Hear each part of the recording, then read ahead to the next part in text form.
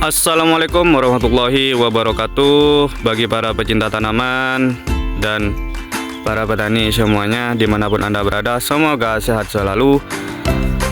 Selamat datang di channel saya, yaitu CDP atau Cerita Desa Pahamatan.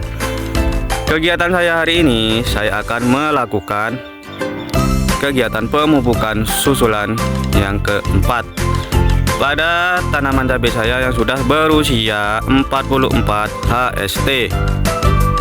Seperti apa materi yang saya akan gunakan dalam pemupukan berikut ini? Mari simak video saya ini sampai selesai biar tidak terjadi salah paham, dan bantu subscribe ya teman-teman agar channel ini berkembang. Untuk kondisi tanaman cabainya, keadaannya seperti ini. Ini budidaya cabai rawit yang saya lakukan dengan sistem yang sangat sederhana sekali, tanpa mulsa, dan jaraknya hanya segini. Saya bikin sengaja, saya bikin rapat karena untuk mencegah penguapan air secara cepat ketika panas. Nah, jadi rapat kayak gini. Jadi sangat sederhana sekali, tanpa mulsa. Nah, keadaannya rapat, hanya cukup untuk satu orang lewat saja. Nah, kelebihannya yaitu tadi untuk mencegah penguapan air lebih cepat. Sementara kelemahannya, karena ada kemarin yang berkomentar apakah tidak menyulitkan untuk melakukan perawatan penyempraian atau pemupukan. Ya, memang itu kelemahannya, bisa menyulitkan, tapi tetap bisa dilakukan asal dilakukan secara hati-hati, seperti yang video saya tampilkan ketika melakukan pemupukan dan penyempraian. Bisa saja dilakukan asalkan hati-hati. Kenapa saya melakukan dengan jarak tanam yang begitu rapat? Karena di sini keadaannya hanya di ladang ini tak ada hujan ya, bukan sawah irigasi, dan saya hanya melakukan penyiraman menggunakan selang saja. Itu pun keadaan airnya terbatas. Makanya saya menanamnya dengan jarak yang begitu rapat seperti ini, dengan tujuan penguapan air itu bisa diperlambat agar tidak cepat menguap bagi pecinta tanaman semuanya ya. Dan ya intinya yaitu minim modal. Ya, minim modal ya. Tetapi budidaya dengan sistem ini sudah biasa dilakukan di desa saya, yaitu Desa Pahamatan. Dan sistem begini juga bisa ditemui di daerah Tuban ya, yaitu di bagian Meraura yang bukan sawah irigasi. Saya pernah berkunjung ke sana dan juga melakukan sistem penanaman kayak gini. Kalau sawah teman-teman ada irigasinya dan airnya enak, ya jangan melakukan kayak gini, sayang. Karena ini modal minim dan tak ada hujan, maka saya melakukannya dan mencobanya dengan sistem kayak gini. Dan nanti hasilnya kayak apa, kita lihat saja. Semoga bisa maksimal, dan nanti saya akan evaluasi ketika sudah selesai dan sampai akhirnya panen. Oke sahabat pecinta tanaman semuanya, di sini saya sudah menyiapkan materi untuk pemupukan. Di sini saya menyiapkan ada pupuk NPK 16, ada kalsium dan asam humat. Untuk merek dagangnya Kalha. Nah, ini pupuk TSP atau SP36. Ini yang non subsidi KSP, sama saja ya kandungannya fosfat. Dan tak lupa pupuk Poska subsidi. Untuk takarannya saya menggunakan pupuk NPK 16 ini 1 gelas. Untuk merek dagangnya ini Pak Tani. Untuk merek dagang NPK yang lain kayak Mutiara, Jaramila juga boleh ya, sama saja. Dan untuk kalsiumnya saya menggunakan merek dagangnya Kalha. Ini dilengkapi dengan asam humat, kalsium dan plus asam humat. Untuk dosisnya saya menggunakan 3 sendok untuk kapasitas 20 liter air seperti ini.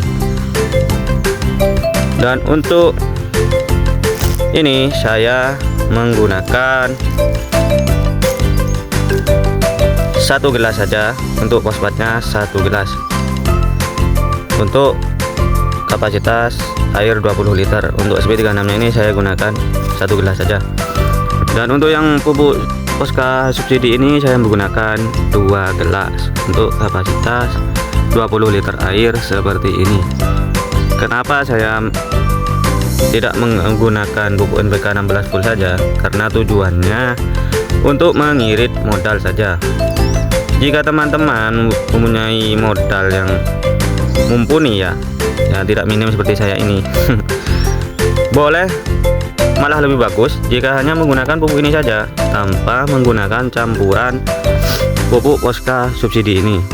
Saya mengakalinya, mencampurnya ini dengan pupuk subsidi dengan non subsidi ini hanya untuk mengirit modal saja. Nah, maklum petani budget minim. Nah, nanti saya akan melakukan pencampuran ini dan melakukan pengocoran. Kenapa saya melakukan pemupukan dengan sistem kocor, full kocor? Karena di sini minim air dan sekarang musimnya kemarau. Jadi cocoknya kalau di musim kemarau itu agar biar terserap lebih cepat menggunakan pemupukan dengan sistem kocor. Yuk, mari kita langsung saja kita campur bahan-bahan ini. Monggo. Dan beginilah penampakan yang bahan-bahan yang sebutkan saya tadi yang sudah saya campur dengan dosis NPK 16 1 gelas, SP36 1 gelas, NPK Posca subsidi 2 gelas, dan pupuk kalsium Kalha 3 sendok. Jadi ini yang sudah saya campur. Nah, ini. Jadi biarkan saya larut dulu dalam air ini. Setelah itu saya masukkan ke alat kocor seperti ini. Dan sekarang sudah larut dan siap untuk melakukan pengocoran terhadap tanaman cabai saya.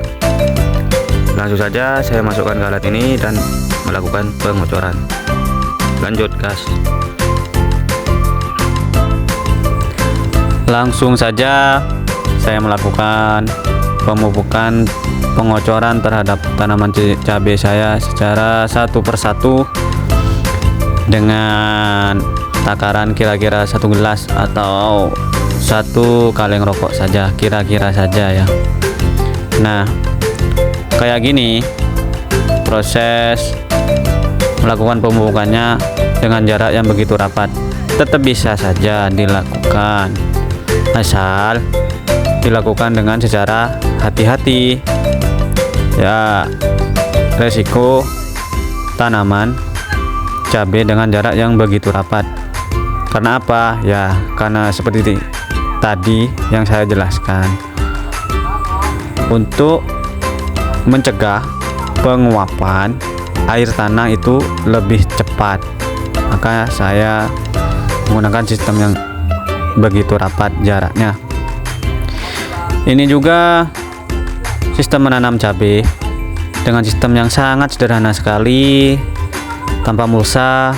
Dengan adanya kayak gini, minim air, penyiramannya hanya menggunakan selang saja, itu pun airnya terbatas, dan dapat dilihat sendiri kondisi sekitarnya kering ya.